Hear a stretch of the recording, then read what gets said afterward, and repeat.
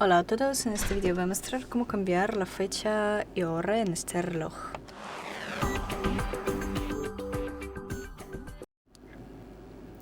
Para ello, abrimos los ajustes y seleccionamos fecha y hora.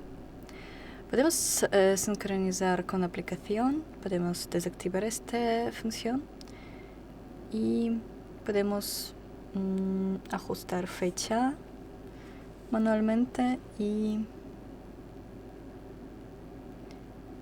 hora.